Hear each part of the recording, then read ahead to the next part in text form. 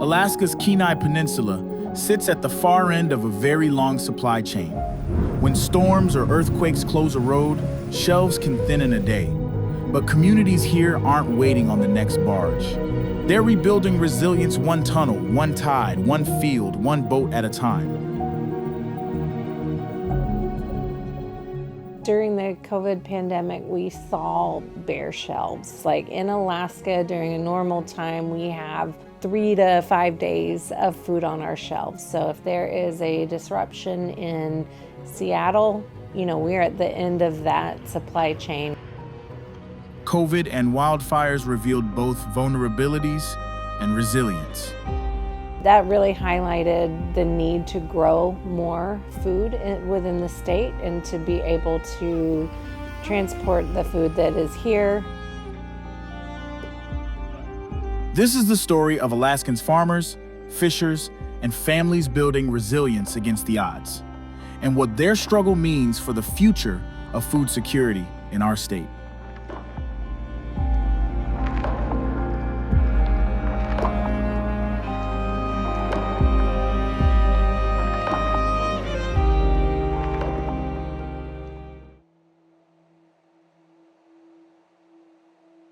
The Kenai Peninsula depends on a single road to Anchorage, a single supply line. When wildfire burns or storms roll in, entire communities are cut off.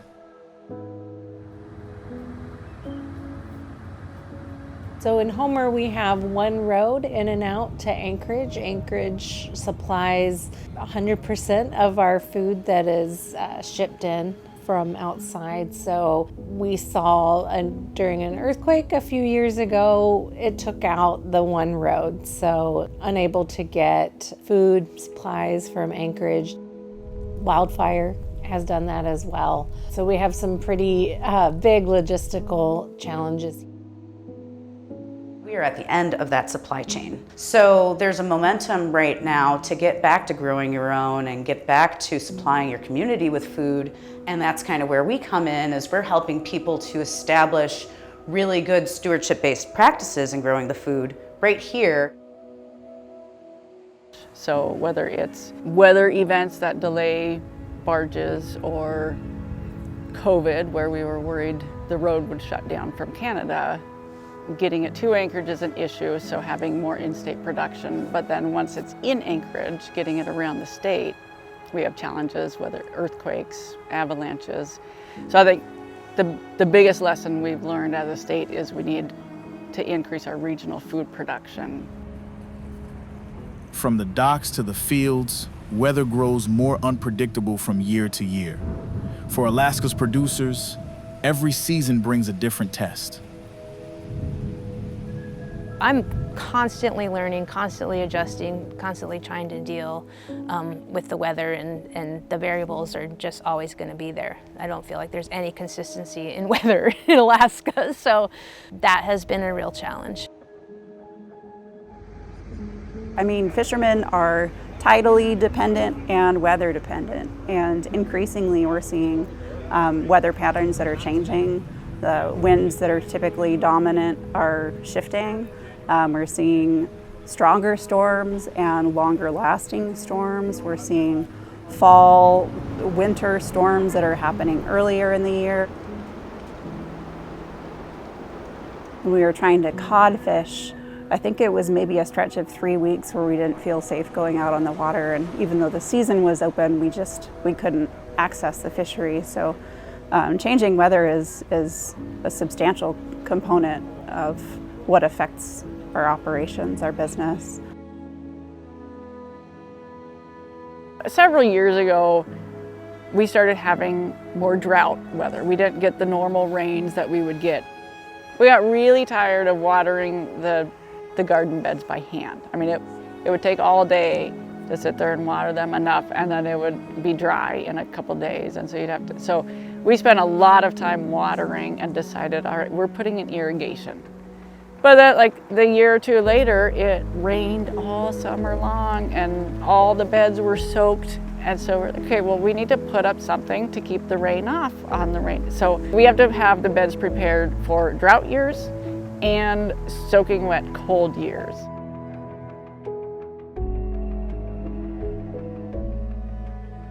So I got into fishing because I was born into it. My father just recently retired from commercial fishing. He still fishes because once it's in your bones, it's in your bones. During school breaks, I would go out on the boat with him and fish offshore from southeast Alaska all the way out the Aleutian chain past Attu. Came to understand that it was one of the most honorable professions that I could find myself in. And that was certainly something that came with time, that realization, but I take it very seriously that I have the opportunity to feed people.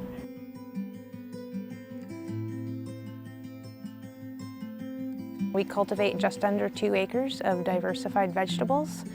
We call ourselves a bio-intensive market garden. On less than 2 acres, Emily feeds hundreds, proof that in Alaska, small can be mighty. We sell to a variety of different avenues of sale.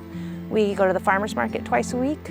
We sell through community-supported agriculture subscriptions known as CSA, where families buy into the farm and they get a fresh box of produce every week. We sell wholesale to restaurants, mostly specialized salad mixes, and we also sell wholesale to grocery stores.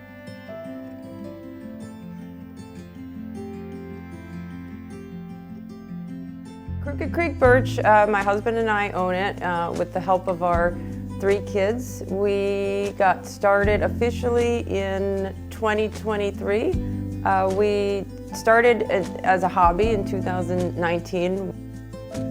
We really started to fall in love with drinking the birch sap and trying to create the birch syrup and get a good tasting syrup. And we realized that it's something that really complements our other business, which is salmon seining in the summer, because it's 2 different seasons. So in 2023, we became an LLC and decided to officially start it commercially. Our season's actually longer than a lot of people think that it would be. I'm starting seeds in the greenhouse that's behind us as early as February, and we harvest through October and sell produce now through December with hopes to expand that even farther. Small-scale, diverse farms like Emily's are the backbone of food security here. Flexible, nimble, and deeply connected to community here. A lot of the programs and things that come out of the national level are often catered to a totally different kind of agriculture than what we have here. So we have small market gardeners and market farms that are our most prominent production. We don't have large 1,000-acre fields with big machinery. Resilience in Alaska isn't about scale, it's about adaptability. Farmers here are proving that small operations can make a difference, but only if they're supported. Yeah, I think that I've been learning over the years. Like, there is the High Tunnel program through NRCS, which is Natural Resource Conservation Service, and that started here in Homer in 2009. And the peak of those tunnels are 12 to 14 feet. And we got 3 of them through that program over a couple different program years. And I realized that all of the heat was gathering in the 14-foot ceiling. Everything that we're growing is in the ground, which is why that I've moved away from those and gone into caterpillar tunnels, which the peak of the ceiling is more like 8 feet. And then I even have what we call low-tech low tunnels because they're super low-tech and they're very low. They're just about my height.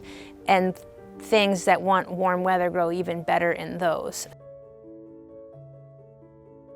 The High Tunnel program was such a blessing when it came here. Like Nicole said, it not only extended the season, it extended the climate, so we could have greater production.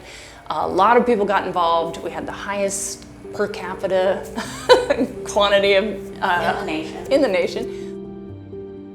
We have more high tunnels here than any other place in the country through that NRCS program is a testament to how much Homer feels strongly about growing veggies. And whether you're a farmer or a backyard gardener, people take it very seriously. The other really amazing thing about the farming community in Homer is that at least 2/3 of them are women. But keeping these farms alive means keeping farmers themselves from burning out. Some of the people that got into growing more, especially when like the NRCS high tunnel came on, they're getting tired and they're getting burnt out. And there's, you know, we've got a fair amount of people growing for themselves, and maybe they share with their community, but you know, with their neighbors. As far as those going professional and trying to make a living off of that, it's taxing work, as everybody knows, but for some people that's starting to wear on them, and those that would like to come up and do that are finding it hard to do. Alaska has land, thousands of acres already designated for agriculture, but farmers say that access is often tied up in bureaucracy. Applications for farm parcels can sit for years without resolution, leaving would-be growers waiting, while local communities still depend on food shipped in from outside.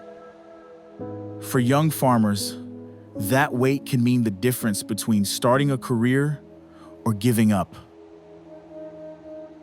I've been working with the state, or trying to work with the state, for the last 3 years to secure a state land lease on historical agriculture land, and the process is incredibly cumbersome, to a point that we have started to seek legislative support to change statutes to make the process more feasible. Land is just so expensive, so getting back to easier ways of leasing state land, making it more affordable for young and beginning farmers to get started. And then building out those markets for them as well. So how do we help get our farmers connected to larger institutional buyers like schools and hospitals? The land is getting really, really expensive. It's an attractive place to live, and people are fleeing the lower 48, or they like summer homes. So we've got a challenge with younger people getting land, establishing themselves on it, and really getting a footprint for growing that food, getting that infrastructure in there. Equally pressing is education. Young people in the region want to farm, but there are few opportunities to learn. Access to training and mentorship is limited, and without new programs, the knowledge needed to succeed in Alaska's unique growing conditions could be lost, just as demand for local food is rising. I would love to see an education system that also values and supports people working on various farms, learning from different styles of agriculture and harvesting in different ways to, again, understand our systems that we've got here. Like a school program where you interned on different farms all around the peninsula, the state, however, to get the experience of growing and marketing and all of the different levels that are involved there, but also to supply labor that is educated and knows what a strawberry versus a weed is, kind of thing, on farms, so that we could be supporting farms with labor, we could be mentoring our youth, and we could be bringing another generation of people in that would understand the land and how to use it. Education and mentorship in building a resilient food system here, especially regionally, it's really important. And I would say one thing Alaska doesn't have, along with not having very many generational farms, so not having that knowledge that's passed down specific to growing here in Alaska. Research at the university has been underfunded for so long. Like, they're doing a great job with what they have. They're limited on how much they can do just because they don't have the capacity right now. So a lot of other states, you can go to your university and there will be all sorts of research on different crops, livestock nutrition, even business planning. There's information out there that we don't have access to in Alaska. So any way we can build that education on how to grow, what grows good, how to improve it, that's the best way we're going to get to a resilient food system quicker. I mean, farmers are always experimenting with things anyway. But if there's some way just to give them that extra push to be more successful instead of having to do trial and error all the time. Yeah, we would love to have sufficient funding to be able to step in to shoes at our local schools and be able to impart the knowledge that we're cultivating here and get the kids to really know their land, know the land that they're growing up on, and know the land that is part of their whole world experience. They love going fishing, they love eating moose, and they love the taste of a fresh strawberry. But to have them understand all of that interconnectedness and how to steward it would be, I mean, could we spend our time better? I don't know. That's a pretty good one. Another barrier stands in the way of resilience: infrastructure. Both agriculture and fisheries in the region struggle without reliable cold storage. Producers say multiple small storage sites available to lease would allow them to scale up and serve their communities. Infrastructure like cold storage is something that fishermen have been talking about for a long time. I know it's been part of planning documents and recommendations at the state level. You know, I've certainly been shouting from the rooftops about it. And it's just at a point where we need investment. And for livestock, the lack of slaughter facilities leaves producers driving hours or giving up entirely. A mobile slaughter unit able to travel between farms has been raised as one solution. Without storage and processing, the food Alaskans grow and catch can't fully reach Alaskans who need it. Some of the infrastructure needs for our region would be accessible cold storage and aggregation sites. Meat processing, we might be down to one. I think we have 2 USDA certified processing facilities in the entire state, and none of those are on the peninsula. So something like a USDA mobile slaughter unit that can move around the peninsula, shared infrastructure like that, that's a little lower cost than building a whole meat plant until the demand is there for it.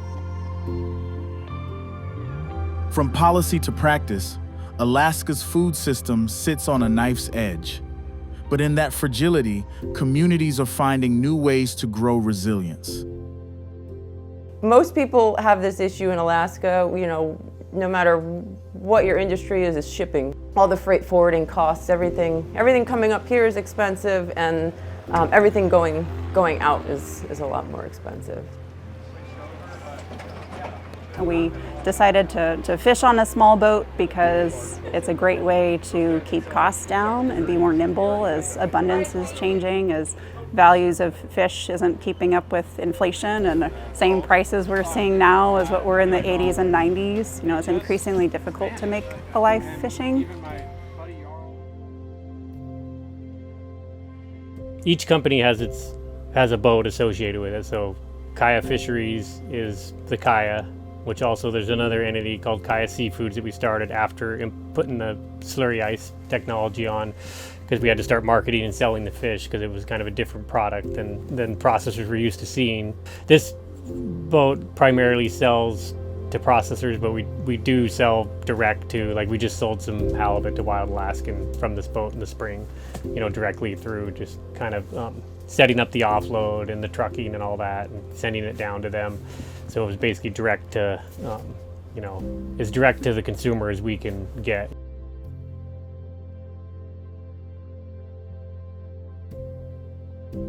I would say 99.9% of our salmon we sell direct to the cannery, to the processor.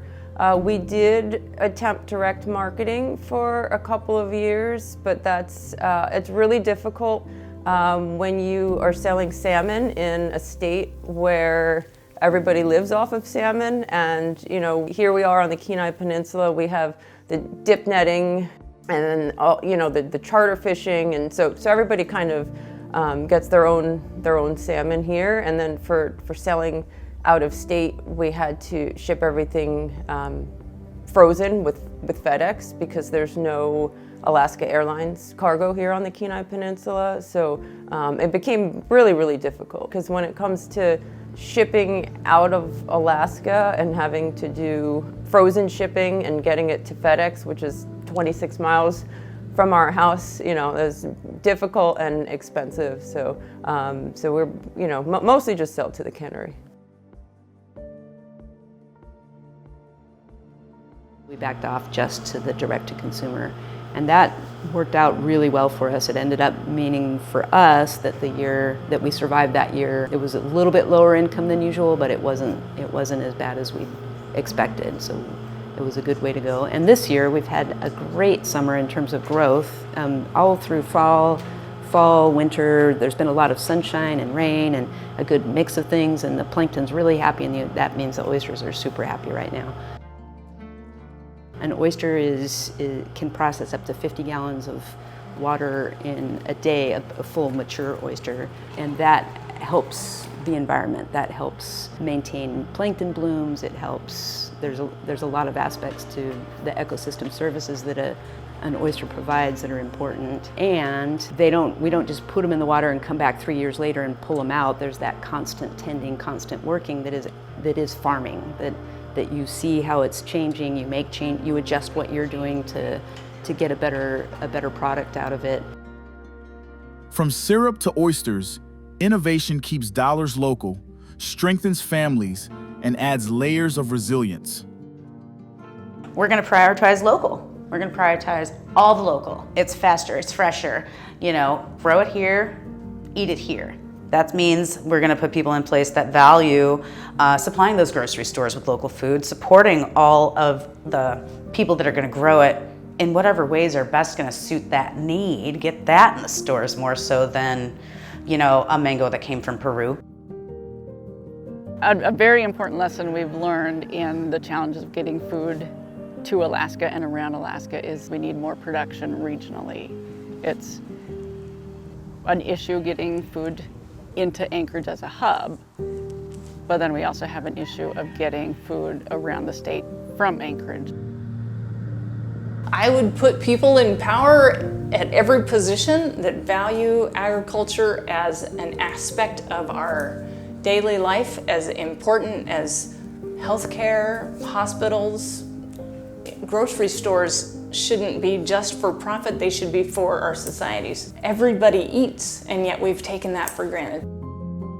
I would embed that value system as a top priority. Innovation here isn't about scale. It's about combining tradition with opportunity, family work, local pride, and community connection. The crew that works here at Twitter Creek Gardens all really believe in the core goal is to feed people, and we just focus on that. And not only to feed people that can afford locally grown produce, because it tends to have a higher price tag, it's just the way it is. We're not using huge mechanization, to be like robots or whatever. We're using ourselves and expensive tools and building infrastructure and working with a climate that's really challenging, and you need infrastructure in order to do that. At the core of all that, our goal is still to make food accessible. Season extension, shared knowledge, and collaboration are what hold this system together.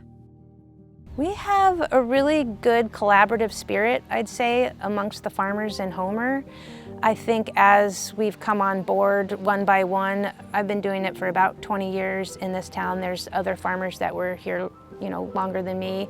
And I think as we've kind of started our operations, we've considered what other people are specializing in, what other people are growing, and how we can fill different niches to make sure that everybody can have a successful farm business. So I feel like there's a really nice sharing spirit and less competition.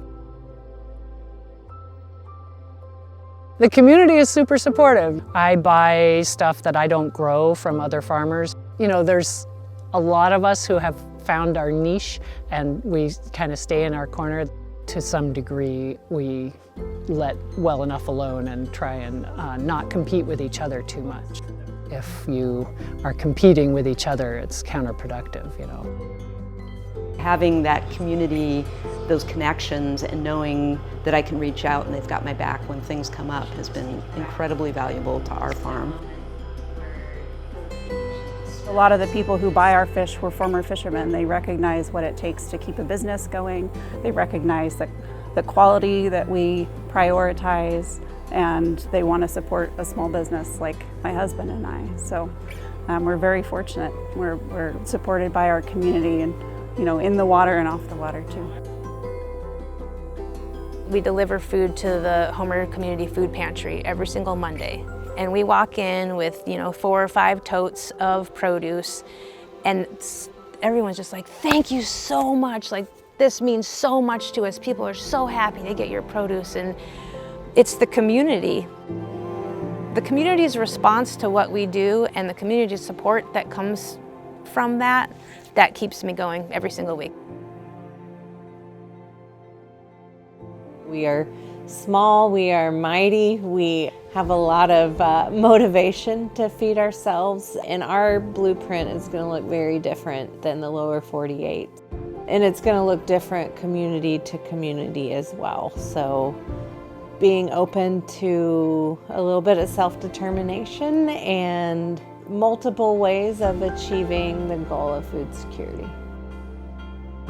Alaskans are proving resilience every day. But resilience is not free.